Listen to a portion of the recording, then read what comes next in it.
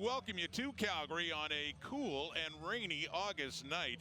Two teams trying to climb those West Division standings. You got the 3-5 BC Lions and the 4-5 Calgary Stampeders hitting the halfway point of their season. A reprieve from the rain. It rained hard earlier today. Play action fake to Dietrich Mills, and Adams decides to take off as he slides a long way. In Kelowna in week 4, he hit a 57-yarder, tied for the league lead. This is a 55-yard attempt, and he is money again from long distance. Mikatamni is now 5 for 5, 50-plus. The touchdown Kelowna to the Stampeders. Running now, James Butler. And we do wonder what the approach to running will be by BC and Buck Pierce when they have both. So the newest Calgary receiver, and it's a first down at the BC 53. Adams off to the right, caught, and inside the 40, and that's another new addition. He was 2nd and 2 after that pickup by Jalen Alford. Philpott, here's Mills going to work. Dietrich Mills spinning, chugging, getting inside the 10. 1st and goal, Calgary coming up. So 2nd and goal at the BC 7. Looking to throw is Adams to the right, to the end zone, tipped away nicely. And that's C.J. Colden. He'll have the snap, Mark Bassett the hold, and another field goal try is good for Jude Mikatamni. Followed up a 55-yarder with it for Ben LaBrosse. 2nd down. Quickly caught underneath Jermaine Jackson. Loses the football. Talking about turnovers, and we have the first one here with Zy Alexander, the last one to touch it and take it out of bounds. So that was caught by Jackson. Receivers, DBs, guys that are handling the football, it's that extra little bit of concentration. Making sure you get, when contact comes, you get 2 hands over it. I know he wants to make a guy miss and get up there, but that ball, he wasn't even hit. That ball came out on its own. He was the last to touch it, going out of bounds, actually picked up by Alexander. Adams, there's Tevin Jones who had a touchdown in the first meeting back in Kelowna. He just keeps pumping those legs and bumping into Lions and moving it down for a 14-yard pickup. How about that? Here comes Calgary. Faking to Mills, pressure on Adams, and Matthew Betts, the sack leader in the Canadian Football League, gets number 7 to break the tie. It's been all Calgary here, but settling for field goals, and that's after getting inside the 20 twice in this quarter. So Mikatamni is good again. He's 3 for 3 in the CFL this year. Calgary's been penalized the most, by the way. Good work. Rolling out to the right, looking deep. Down to an open receiver in behind is Jackson. Will he be caught just before the goal line? He is, by Anthony Johnson. That close to another touchdown against BC. But great block off the edge here to make sure that Nathan Rourke can get outside. I believe it was Javon Katoy who helped out on Rinaldi. That allowed Nathan Rourke to get outside on the edge, and when he did, he could either run or throw. Found Jackson deep, and away they go. Xander Horvath is in at quarterback. Short yardage, left, pushes his way in, and another touchdown for Horvath. And suddenly the Lions, with one big play, followed up by the touchdown run, have closed the gap here in Calgary. His stride going and knowing that he could run underneath this one was big. Here's the touchdown by Horvath. He's their short yardage guy. He'll get you 3 or 4. 7 lead. Just over 6 minutes to go until halftime. Little play action pass, and it's a deep one. Taking a shot and tripped up. And a flag comes out. The intended receiver is Alford. And in contact there was Stanley Thomas Oliver. It looked like Alford was breaking loose. Had a shot at a touchdown, but was tripped and fell, and the flag hit the field shortly after. Accidental pass interference, BC number 23. This is a 10-yard penalty, automatic first down. Hindsight's 20/20 always. Adams back, pressure coming, lofts one into the end zone, coverage is there, and it's a touchdown for Eric Brooks. It looked like Ronald Kent had it. Could have been an interception. But one-on-one, and they fight for it. It's 87 red and white coming up with the football, and the Stampeders have their first touchdown of the night. In the middle, this is the opening. He's got a post to Brooks, and he just has to get the time. There's a free hitter, but he has to get the time to get it out. But you're right, Ronald Kent was underneath that, almost playing it like a punt. He's saying there's offensive interference. Brooks just saying, I believe you have my football, but the point after try from Mikatamni goes wide to the right. So after, and Brooks won that one. Handing off. Horvath keeps running. Like a little confusion there with the Stampeders defense as he gets it all the way to the Calgary 50. A gain of 20 for Horvath. Play coming up here from the 9 for BC, coming right back. Four-man rush, a look to the end zone, caught! Keon Hatcher, touchdown BC. And a 2-point conversion away from tying this game. But a big touchdown there. The slick conditions here in the Calgary end zone. Horvath, they try to run it in for 2. Breaks a couple of tackles, but not that one by Ben LaBrosse. Comes in and makes sure he can't get into the end zone. So he hit 3 field goals. He missed an extra point. But for field goals to go 4 for 4, final play first half, he puts it through. 44 out. That is Horvath too.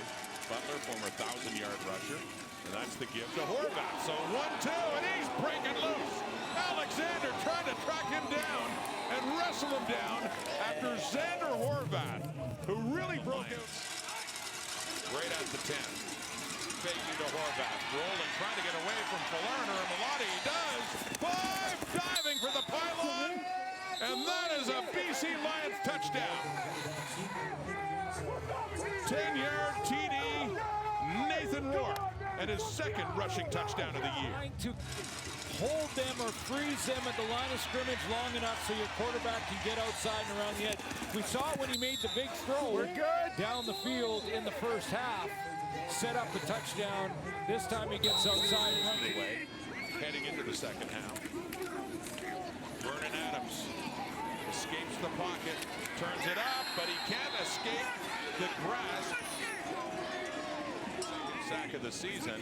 So we got a 2nd and 19 now. Adams standing at his goal line. He's got lots of time, but he gets it underneath, and what a hit by Williams. Deontay Williams coming in just as the ball was arriving for Dedrick Mills. He hit with the chest, not led with the top of his helmet. That collision. Williams on Mills. Yeah, exclamation mark to end quarter number 3.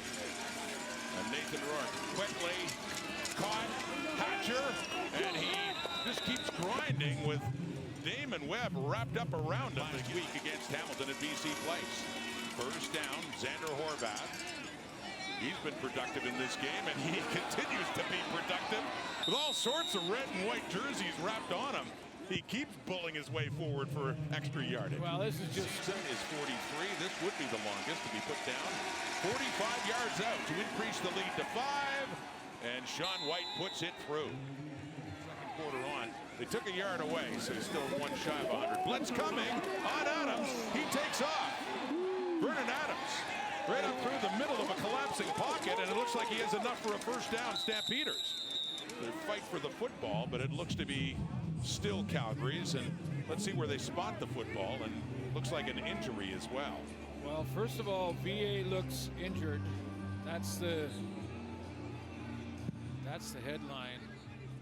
We'll take a look at his run here. I mean, to escape this pressure was amazing by Vernon Adams, and then tackled cleanly there. But I think he hit his forehead and the side of his helmet on the turf, and it came down hard.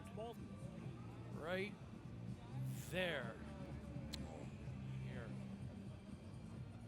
Concern from both sides for Vernon Adams remains down on the field getting attention.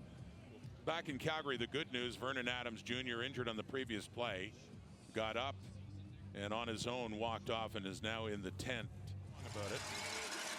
Outside the 10, BC going to work with a lead, 5-point lead, but nothing there. Elijah Hills, one of the rotational defensive linemen coming in, averaging 9, all 4 coming in this half. 4-man pressure underneath. It's complete to Horvath. Markel Lee has to chase him down, and a good pickup after the catch to get it up to the 30. Looking to keep it going against the Ticats in Hamilton. Here's Rourke. Under pressure, gets it away. It's intercepted. Anthony Johnson. Still going. What a turn of events in this ball game is Johnson. With BC pressing again, gets the pick, and takes it all the way down deep into the Lions zone. Anthony Johnson got his first interception of the season last week off Chad Kelly. That's number 2. And with a team down 5 points in the fourth quarter, yes, Bob Slowick. Time to get fired up for Calgary. You betcha. And on the previous play, BC is challenging for roughing the passer. The play is being reviewed. Well, let's take a look at that now. An aspect of the game. Markel Lee.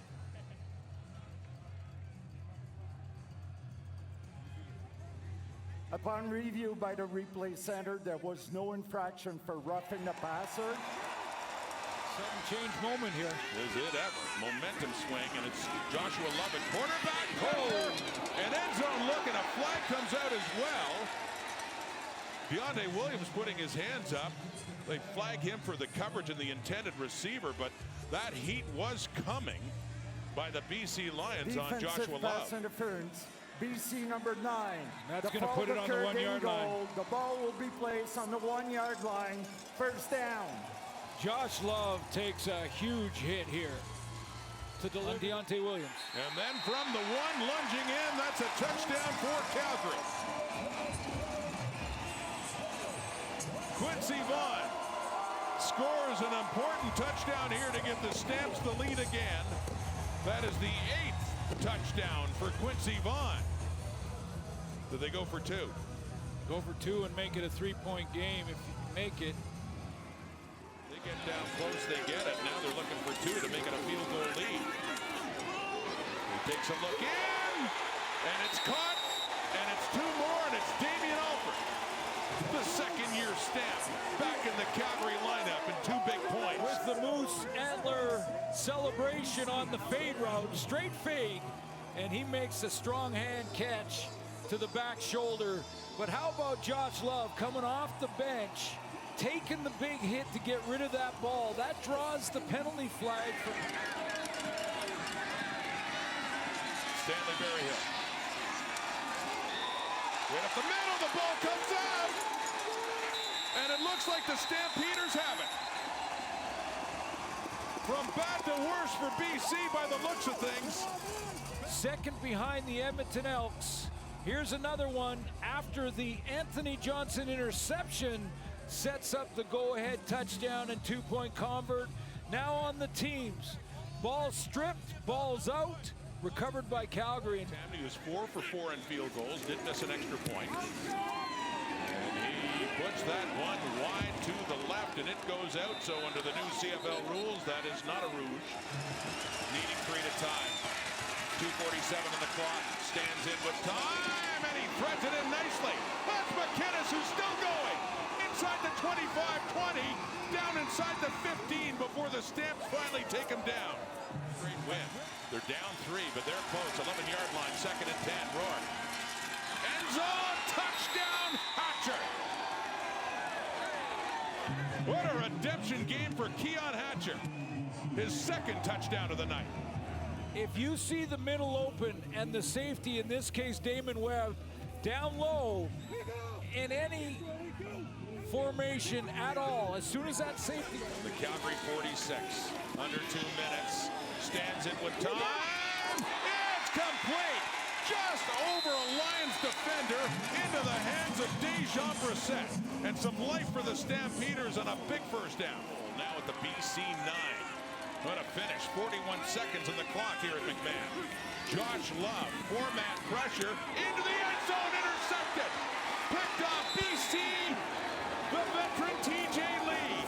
And that should just about do it for the BC Lions. He gets locked in, and young quarterbacks do this all the time with their look. And the veteran TJ Lee, over 600 tackles with the BC Lions. 2nd all-time in their history. Huge interception because he jumps the look of Josh Love, who got locked into his receiver on that curl. Nathan Rourke takes a knee. His BC Lions take the game. And how about that combination of Rourke to Hatcher? Big part of this victory as you look at the updated standings to put the Stampeders by percentage in last place at 4-6.